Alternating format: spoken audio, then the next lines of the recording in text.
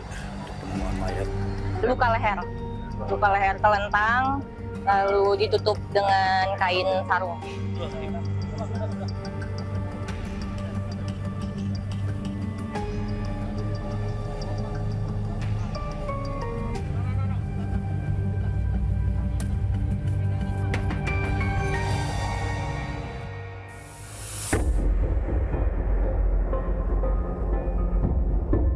Ada hal tak biasa yang terjadi di sebuah lahan kosong di kawasan perkantoran Indika di Jalan Sisinga Mangaraja, Bintaro Jaya Sektor 7, Kelurahan Pondok Jaya, Kecamatan Pondok Aren, Tangerang Selatan, Selasa petang 15 Juli lalu. Seorang pencari rumput tak sengaja menemukan songgok benda asing yang tertutup sarung. Yang mengejutkan, ternyata di balik sarung itu ada sosok pria tak bernyawa. Kemudian itu dilaporkan ke aparat keamanan setempat yang langsung meneruskannya ke polisi.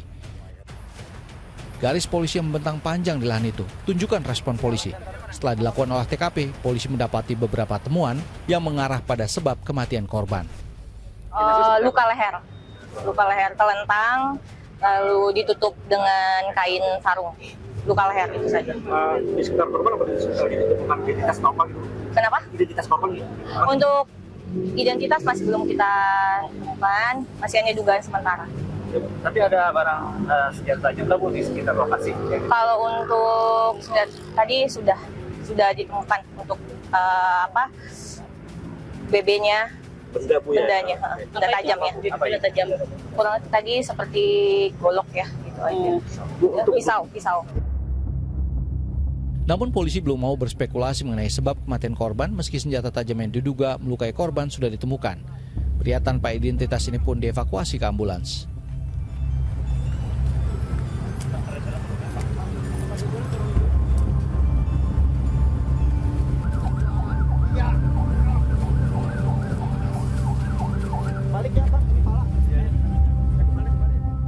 Untuk kepentingan identifikasi dan otopsi, jasad korban dibawa ke Rumah Sakit Polri Kramat Jati.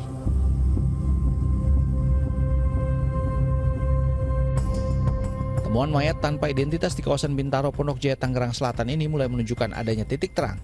Dari hasil penyelidikan polisi, termasuk keterangan beberapa saksi mata, identitas korban akhirnya terkuak. Korban bernama Cahya Agung Wija Rosito, berusia 31 tahun, bekerja sebagai karyawan swasta dan saat kejadian menetap di kawasan Pondok Aren, Tangerang Selatan. Alhamdulillah kami juga sudah mengantongi identitas korban yang berinisial CAD, lalu berdomisili di Pondok Aren, usia 31 tahun.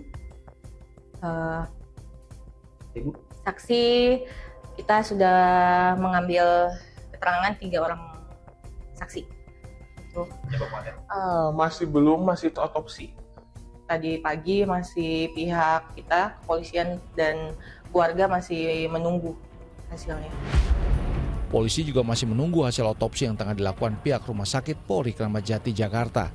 Sementara itu kasus tewasnya Cahya Agung Wija Rosito saat ini ditangani oleh Polda Metro Jaya. Penyelidikan kasus dugaan pembunuhan pria yang ditemukan tak bernyawa dengan luka sayatan di leher di lahan kosong kawasan Bintaro, Pondok Jaya, Tangerang Selatan yang dilakukan Subdit Resmob Ditreskrimum Polda Metro Jaya akhirnya membuahkan hasil. Pelaku bisa diidentifikasi, Abdul Syukur, 30 tahun, seorang pengamen jalanan yang ditangkap di rumah kontrakannya di Jalan Lapangan Bola, Kranji, Bekasi Barat.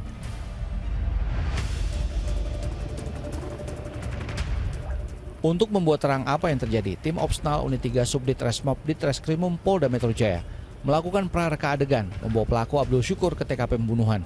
Dari sini terungkap Abdul saat itu baru pulang mengamen. Ia bertemu dengan korban Cahya Agung yang tak dikenalnya di halte sebuah mal. Disitulah ia minta dipesankan ojek online melalui aplikasi. Karena satu arah dan korban merasa kasihan, korban menawarkan untuk mengantar pulang dan langsung diterima pelaku.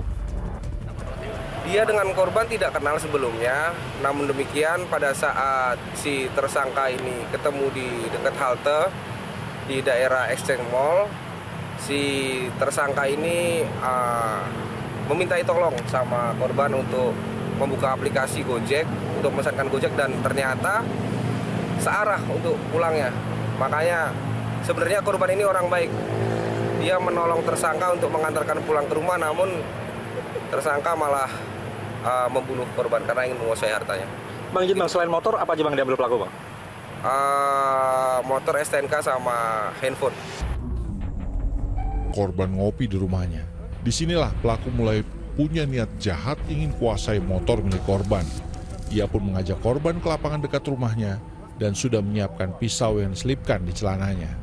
Dari hasil pendalaman yang kita dalami dan kita tanyakan pada saat di TKP, tersangka sudah membawa pisau dari rumahnya.